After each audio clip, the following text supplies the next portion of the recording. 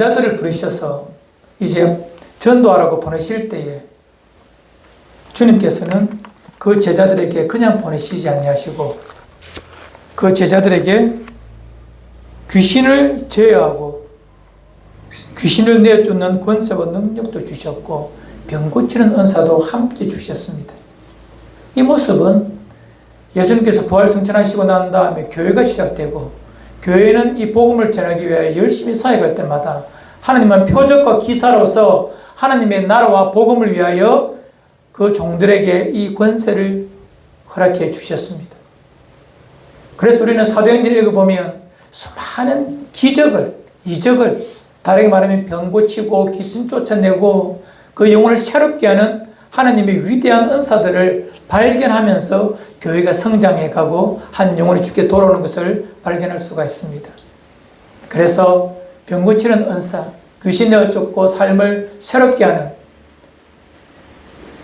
평생 걷지 못하던 성진 미문에 앉은 자를 이렇게 세우시는 주의 이름을 이렇게 세우는 능력을 통하여 복음이 어떠함을 보여주시기를 절개하셨던 하나님. 그 주님께서 사도 바울에게도 동일하게 은사를 주셨습니다. 수많은 은사 중에서 바울이 가진 은사는 너무나 귀해요.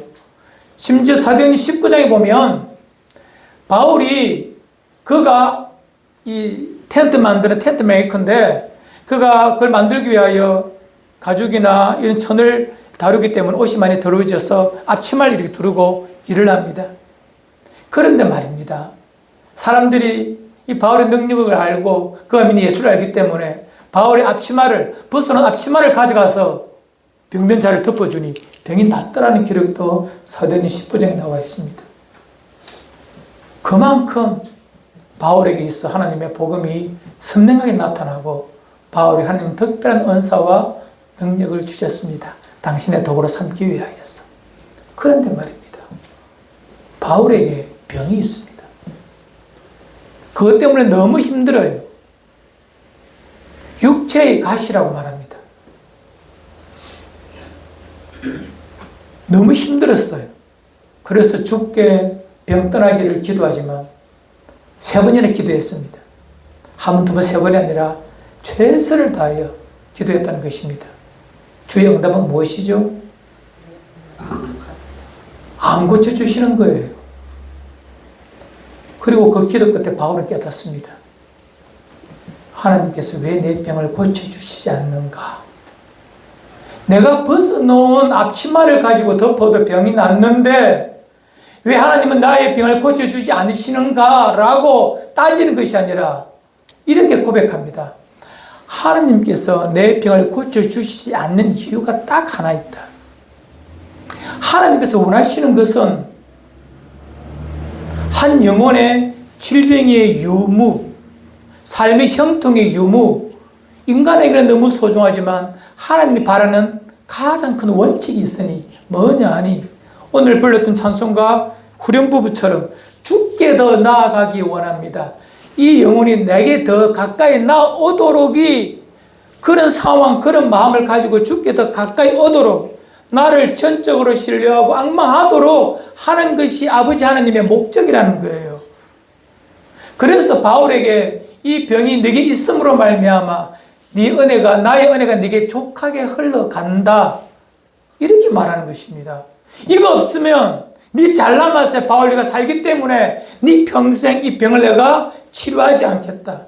이 병 때문에 네가 나를 더욱 신뢰하게 되고 나를 앙망하게 되고 나를 의지하게 되니 나는 너무 기쁘다. 바울이 그래서 뭐라 말합니까? 나의 약함이 오히려 나의 강함이 되었다고. 하나님의 능력의 임재가 내게 머물게 되었다고 말하는 것입니다. 예수 믿는 사람은 이것을 믿음으로 고백하고 이해할 때 진짜 우리말로 예수행위가 되는 것입니다. 병 낫기 위하여 나의 삶의 공감 회복되기 위하여 올 수 있지만 오히려 그것이 병나음 때문에 관계 회복 때문에 혹은 부유함 때문에 하나님을 버린다면 하나님과 멀어진다면 하나님께 그걸 허락하실 리가 만무합니다. 그럼 목사님 우리가 가난하게 살아야 됩니까? 아닙니다, 여러분. 하나님은 우리 자녀가 잘 되기를 너무나 바라십니다. 내 새끼 아프면 내가 더 아프다. 그것이 주님의 마음인 거예요. 잠언서 8장 18, 19절 이런 말씀이 있습니다. 우리 함께 시작. 부귀가 내게 있고 장관은 재물과 공의도 그러하니라. 내 열매는 금이나 정금보다 나으며 내 소득은 수금보다 나으니라. 이 말씀이 뭐죠? 그분을 찾고 사모하는 자에게 주시는 아버지 하나님의 풍요, 부유하심을 말합니다. 부귀가 내게 있고 장관 재물과 공의도 그러하다. 부귀, 한 영혼의 보암과 귀함이 되는 것 아버지 손에 다 달려있다는 것입니다. 너희는 뭘 걱정하노? 부하고 귀하려고 하지 마라. 내가 알아서 할 테니까 너는 뭐 해라고? 내게 더 가까이 다가오라. 나를 더욱더 전적으로 신뢰하라. 아버지의 마음은 딱 그거 하나뿐입니다.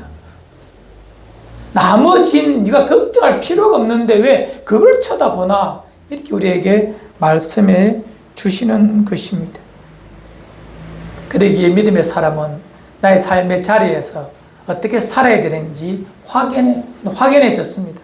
어떻게 해요? 하나님을 전적으로 신뢰하도록. 내가 왜 여기 서 있는가를 날마다 자각하며 살아갈 때에 이런 고백이 가능해지는 거예요.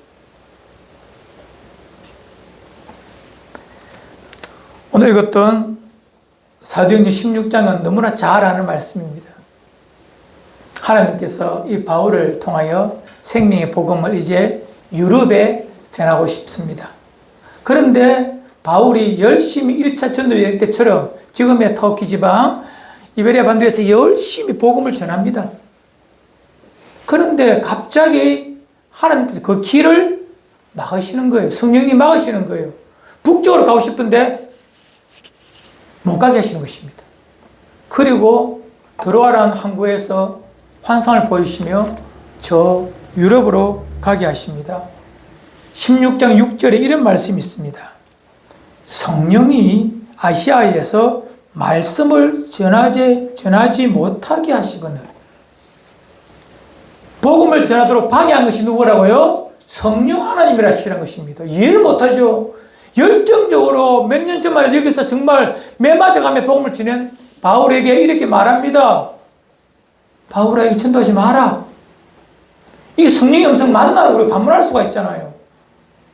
성령님은 급하게 그를 털어서 유럽으로 마게도냐 빌립보라는 곳으로 배를 타고 가게 하십니다. 에게해를 건너서 이제 마게도냐로 갑니다. 그게 첫 성, 첫 번째 성, 가장 큰 성이라고 해석하셔도 됩니다. 그곳에 이르게 됩니다. 그곳에서 그가 한 사람을 만납니다. 루디아라는 여자입니다. 그 사람은 자색 옷을, 옷감을 파는 그런 장소예요. 옷장사 아닙니다. 그 시대 푸른색의 옷은, 또 자색 옷은, 색깔 있는 옷은, 옷감은 상당히 비싼 옷감입니다. 우리말로 하면 섬유회사 여사장님 이렇게 보시면 됩니다. 주께서 그 영혼이 부험하던 것을 바울의 눈에 보여주셨기에 바울이 그 사람에게 복음을 전하니 이에 루디아가 복음을 듣고 예수를 믿게 되고 그의 온 가정이 다 예수 믿게 됩니다. 그 루디아가 너무 좋아서 바울과 그의 일행에게 잠시 우리 거처에 머물러서 말씀도 하나님 나라도 가르쳐 주시고 여기서 전도하십시오라고 말합니다. 이에 바울과 함께 했던 실라라는 그 사역자가 루디아 집에 머물다가 하루는 이 기도하러 갑니다. 그런데 말입니다.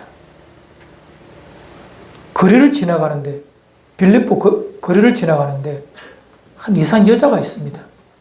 며칠째 계속 거기를 갈 때마다 마주치는 여자가 하나 있어요. 이 여자가 하루는 바울과 실라를 보고 이렇게 말합니다. 저 사람들 봐라. 이 여자가 누구라니까 귀신 들린 여자예요. 귀신 들려서 점을 치는 여자입니다. 그리고 이 점 치는 그 대가를 가지고 그 사람이 고용한 그 주인에게 그 참 괜찮은 벌이를 하게 하는 여자가 바로 이 귀신 들린 여자예요. 이 여자가 바울과 실라를 보면서 이렇게 말합니다. 저 사람들 하나님의 종으로서 구원을 말하는 사람이다 라고 말합니다. 우리가 들으면 이야 신기하다 어떻게 알지 싶지만 잘 보십시오. 정신 나간 여자, 귀신 들린 여자 입에서 나오는 말이 과연 어떤 진실됨과 하나님의 영원성을 담을 수가 있겠습니까? 바울이 듣다 못하여 그 여인을 바라보면서 그 여인에게 있는 귀신을 쫓아내어 버립니다. 이에 그 여자가 정신이 온전하여집니다. 이에 그 여자를 통해 돈벌이 하던 사람들이 저기에 돈이 끓여진 줄 알고 이 바울과 실라를 고소해버립니다. 고발해버립니다. 당국에. 이에 당국자들이 나와서 동네가 시끄러워지니 이 바울과 실라를 혼나게 진짜 급한 죽을 정도로 때립니다. 그리고 감옥에다가 가두어 버립니다. 간수에게 말합니다. 잘 지키라. 이 사람이 곧 죽을 놈이니까 딱 지키라고 말합니다. 자, 여러분, 바울과 실라 한번 되어보십시오. 부름받아 나서서 아시아에서 열심히 1차 전쟁이 끝나고 2차 전쟁이 열심히 하는 중에 하나님이 뭐라 이리 오게 하셨는데 이게 뭐죠, 하나님? 루디아를 만나서 복음 전하고 그 과정에서 이렇게 복음 전할 때 참 좋았는데 이게 뭐죠, 하나님? 나에게 왜 이런 고난을 주십니까? 너무 황당하고 너무 짜증스러운 일입니다. 자, 여기서 바울과 실라는 어떻게 할까요? 여러분들이 바울과 실라라면 어떻게 반응하겠습니까? 내가 죄지어서 온 것도 아니고 잘못해서 온 것도 아니고 살다 보니까 온 것도 아니고 성령에 이끌려서 왔다라고 생각했는데 이렇게 되면 하나님의 강권적인 도우심을 인도하심으로 왔는데 이렇게 되면 당황할 수밖에 없는 것입니다. 이거 뭐야? 라고 말할 수 있지만 분명 그들은 고백하고 있습니다. 하나님이 부르신 곳에 갈 때에 그 길이 탄탄대로 꽃길이 아니라 이기는 길도 있다는 것을 알아요. 하지만 그때 그들이 경험한 것이 뭐냐면 그럼에도 불구하고 하나님의 섭리가 이곳에 있음을 믿어야 합니다. 그래야 우리는 그곳에서 하나님의 나라를 꿈꿀 수가 있는 것입니다. 분명히 이리로 인도하신 이 빌립보로 이 감옥으로 인도하신 하나님의 섭리를 신뢰할 때에 하나님의 나라가 이루어지고 내가 왜 살아야 하는지를 알게 됩니다. 이 땅에는 두 종류의 인생이 있어요. 어르신들, 어르신 연배에 유명한 가수 있죠. 서울대 나온 사람인데 인생은 나그네 길 어디서 왔다가 어디로 가는가. 최준이 감사합니다. 이름 몰랐는데 그 사람 물었어요. 인생은 나그네 길인데 어디서 왔다 어디로 가는지 모르는 것이 인생길이다. 하나님 없는 자들의 솔직한 고백입니다.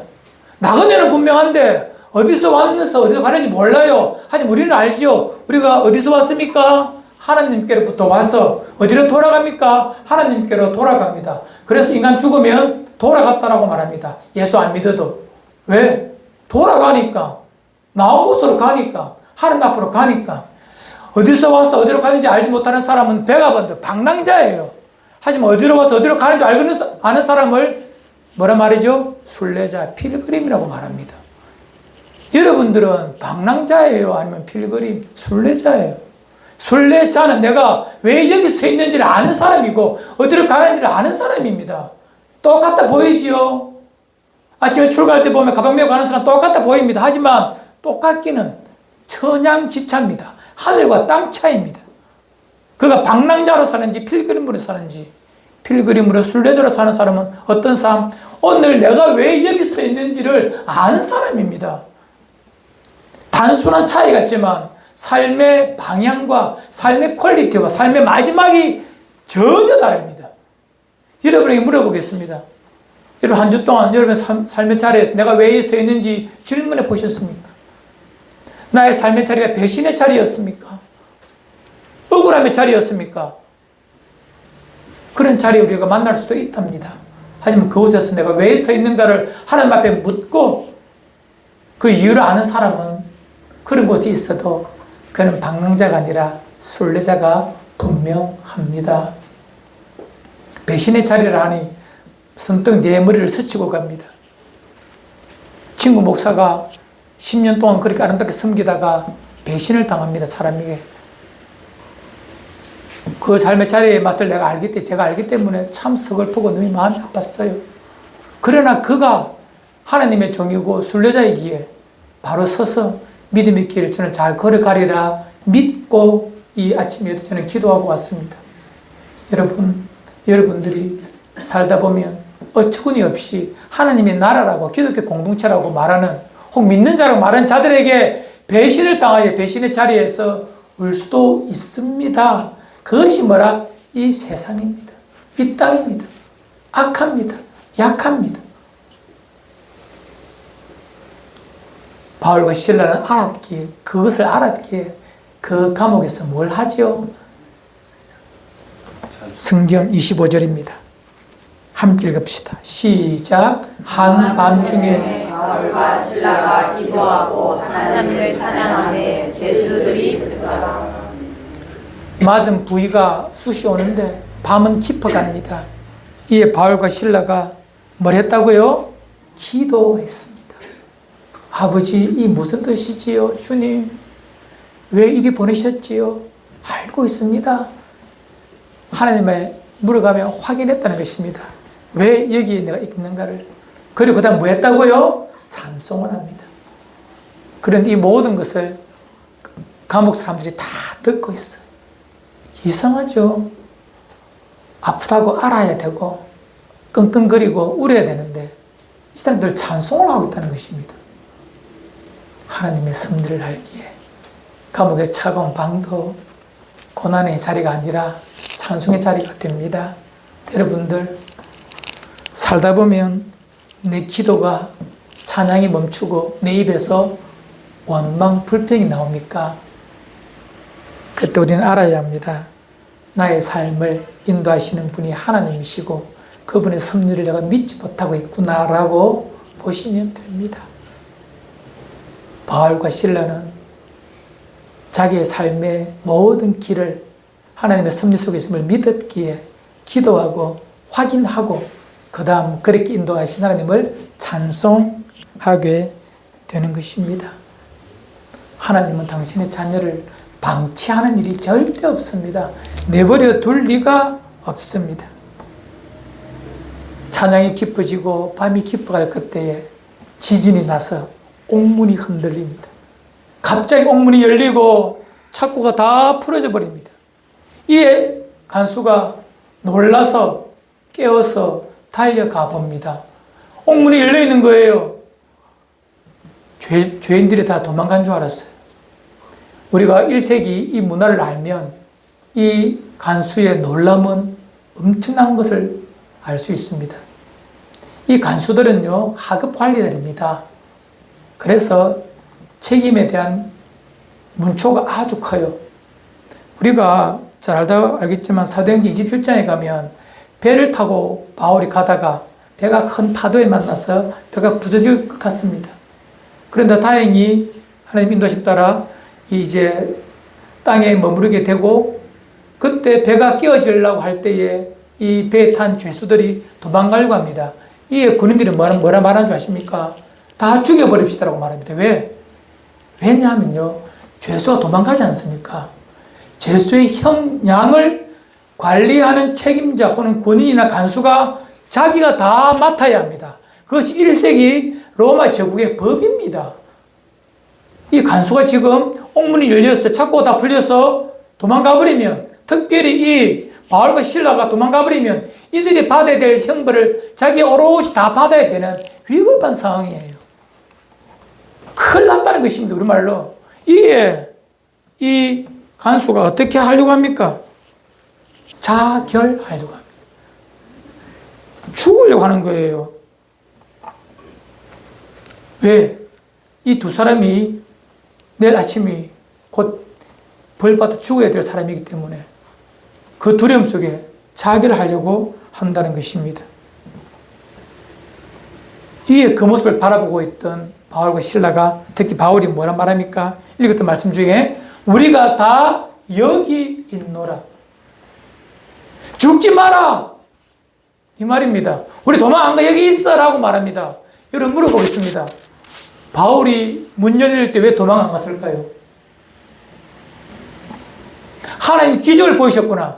옥문이 열렸다. 창고가 풀렸다. 나가자! 라고 해야 되는 것이 합당하고 논리적인 일인데 그들이 가만 앉아 있습니다. 주께서 문을 열어주셨는데 말입니다. 주께서 창고를 다 풀어주셨는데 말입니다. 왜 도망 안 갔죠? 오늘 말하고 싶은 것이 바로 이 부분입니다, 여러분. 내가 왜 여기 있는지를 아는 사람은 쉬 움직이지 않습니다. 하나님의 뜻을 묻고 여기에 있는 것이 아버지의 뜻을 이루어가는 나를 보내신 이의 뜻을 이루는 행동이기 때문에 그곳을 떠나지 않습니다. 그가 떠나버리면 저 간수 죽기 때문에 못 떠나는 거예요. 안 떠나는 거예요. 성령이 알게 하셨다는 거예요. 이제 바울과 실라는 압니다.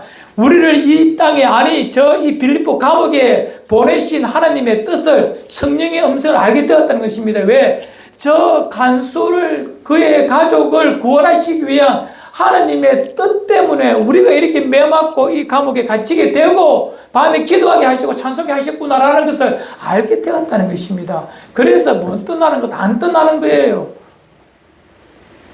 하나님의 사람이 왜 성령의 인도하심을 받아야 되는지 오늘 계속해서 말씀해 주고 있습니다. 순간순간 하나님의 섭리를 묻고 답하며 살아가는 것이 이 땅의 사명자요 필그림으로 살아가는 소명받은 인생의 모습인 것입니다. 부탁드립니다. 믿음의 길을 완주하시기 위하여서 제발 열심히 성령께 물어가며 여러분의 선자리를 확인해 가시기를 바랍니다.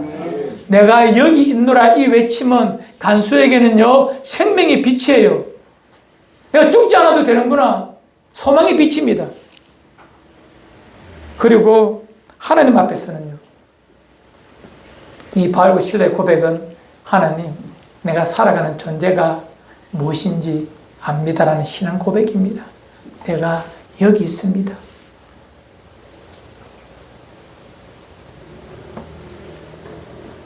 성도 여러분, 여러분과 저는 하나님께서 그 땅에 심어놓은 한 그루의 의의 나무입니다. 하나님이 심으심을 믿으시기 바랍니다.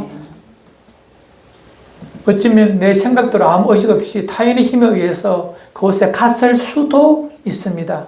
마치 창세기 37장에 나오는 요셉처럼 말입니다. 형들의 억울한 시기와 욕심 때문에 팔려갔습니다. 종으로 옷 벗겨져 비참하게 팔려갔습니다. 하지만 요셉은 다르게 해석합니다.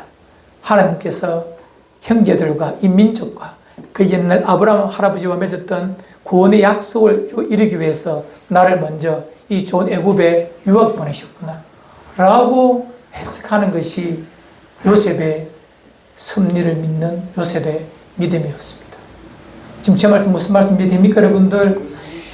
여러분이 지금 서 있는 자리, 2026년 5월 1일 지금 서 있는 그 자리가 하나님이 보내신 자리임을 자각하면서 살 때 여러분들은 진짜 가치 있는 기독교인으로 삶, 아니 내 인생의 가치로움이 되어지는 것입니다. 명예를 가지고 부귀를 가지고 내 삶을 맹그럽게 하는 것이 아니라 내가 선 자리, 내가 여기 있노라 외칠 수 있는 그 의미를 알고 있는 사람이야말로 가장 가치 있는 삶을 사는 인생이 분명합니다. 왕님들, 대통령님들, 기업 총수들 혹은 명예 있는 박사들 무슨 의미가 있습니까? 내가 왜 살아있는지를 모르니 바람이 불면 절망해버리고 절명해버리고 접어버리고 끝내버리죠 인생을. 자기 선 자리가 무엇인지를 모르니 바람 앞에 폭풍 앞에 고난 앞에 놓아버리지.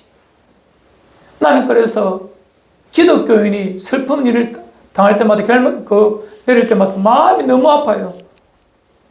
그래서 오늘 제가 이 말씀을 드리는 것입니다. 제발 내가 선 자리가 어떤 자리인지를 날마다 주님께 묻고 답을 찾아가시기를 바랍니다. 그럼 내가 살아가야 될, 오늘 호흡해야 될 이유를 알게 됩니다.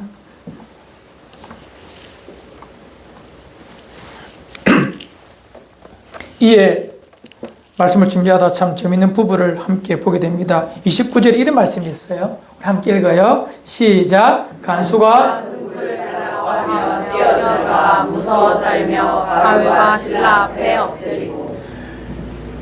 우리가 여기 있노라 하니 이 간수가 너무 놀랬잖아요. 당연히 도망갈 줄 알았는데 이 선이 불을 들고 쫓아가서 가서 보니까 두 사람이 있는 거예요. 이 엎드렸다 말은 마치 황제 앞에 신하가 엎드리는 것처럼 그 모습을 엎드리는 것입니다.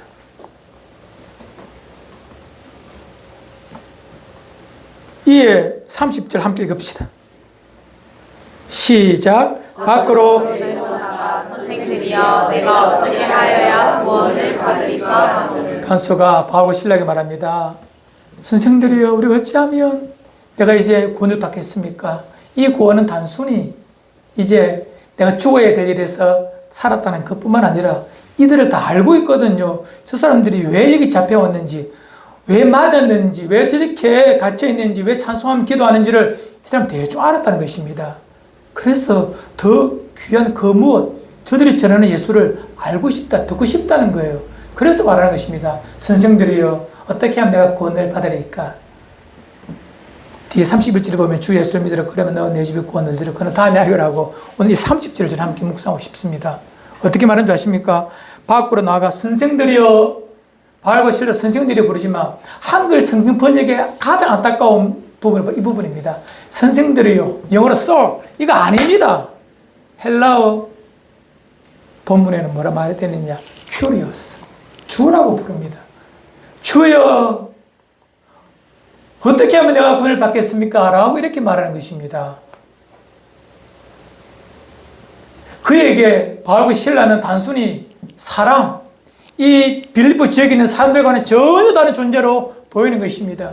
주여, 그 시대의 주는 가이사르 황제나 혹은 자기의 주인, 종이면 주인 두 분에게만 부르는 단어가 큐리오스입니다. 그런데 생판 모르는 감히 갇힌 자를 향하여 큐리오스라고 부릅니다. 그리고 말합니다. 어떻게 하면 우리를 구원을 받겠습니까? 라고 말하니 이에 바울과 실라가 말합니다. 주 예수를 믿으라고 말합니다. 이때 주는 정관사 호가 붙어 있거든요. 그 주님을 믿으라고 말합니다. 그 주님이 누구죠? 우리가 전하는 예수 그리스도입니다. 나는 주가 아니라 누가 주라고? 내가 전하는 인생을 위하여 십자가에 죽으시고 부활하시고 다시 오실 우리의 구원자, 이 땅의 구원자이신 이분이 우리의 참 주님이시더라고 전하면서 그 간수와 그의 오이코스라고 말하죠. 그의 가족들이 다 구원받아 하나님의 자녀가 되는 그런 은혜를 누리게 되었다는 것입니다. 오늘 저와 함께 나누고 싶은 것은 바로 이 부분입니다. 바울과 실라는요, 자기가 왜 거기 있어야 되는지를 알았습니다. 잘 몰랐기에, 아니 선명하지 않았기에 그들이 감옥에 갇혀 기도했을 수도 있습니다. 어쨌든 그들이 그것은 자리를 알았기에 그리스도의 향기로움을 드러낼 수 있는 믿음의 사람이 되는 것입니다. 내가 어떤 자리에 있든 마당을 썰든 사람을 만나든 다른 애들 가르치든 뭘 하든지 간에 내가 선 자리가 하나님이 세우신 자리임을 자각하며 살아야만이 됩니다. 화려한 자리, 궁궐에 있어야 하나님이 세우신 자리가 아니라 길거리에서 담배꽁초를 줍고 청소를 해도 그것이 하나님이 세우신 자리라고 빵을 구우면서 하루하루 빵 만드는 일을 한다 할지라도 그곳에 하나님께서 나를 세우셨더라고 믿고 살면 그의 은행 심사는 달라집니다. 날 힘들게 하는 자리, 배신의 자리에서도 그리스도의 향기로움을 발향할 수 있고 드러낼 수 있고 판단하고 말할 수가 있습니다. 우리는 그런 사람을 기독교인이라 그리스도의 제자라 하나님 나라의 백성이라 부릅니다. 이 땅에 수많은 사람들이 이것을 구하지 않고 삶의 자리에서 하나님 나라를 구하지 않고 하나님 나라에 가고 싶다, 천국에 가고 싶다. 이것은요, 말이 아닙니다. 엉터리 기독교입니다. 우리의 믿음은 교회뿐만 아니라 여러분이 서 있는 그 자리에 당당하게 내가 여기 있노라고 외칠 수 있는 그런 자리매김이 되어야 기독교인입니다. 이 허물어져가는 한국 교회와 이 땅 앞에 우리가 할 수 있는 유일한 믿음의 몸부림은 내가 선 자리에서 내가 여기 있노라 확인하며 살아갈 때 이 무너짐이 좀 더딜 것입니다. 더디 무너질 것입니다. 혹은 남은 자로 나와 나의 자녀들이 믿음 생활을 할 수 있을 것입니다. 바라기는 이번 한 주간 삶의 자리에서 내가 왜 거기에 서 있는가를 확인하며 주님께 물어가시기를 바랍니다. 아멘. 거기서 하나님을 찬송하며 그리스도의 향기로움을 발행할 때에 하나님은 그곳에 심어놓으신 당신의 의의 나무를 통하여 그 땅을 살려내시리라 믿습니다. 아멘. 이것이 여러분과 제 삶의 자리이기를 주의 이름으로 축원을 드립니다. 아멘.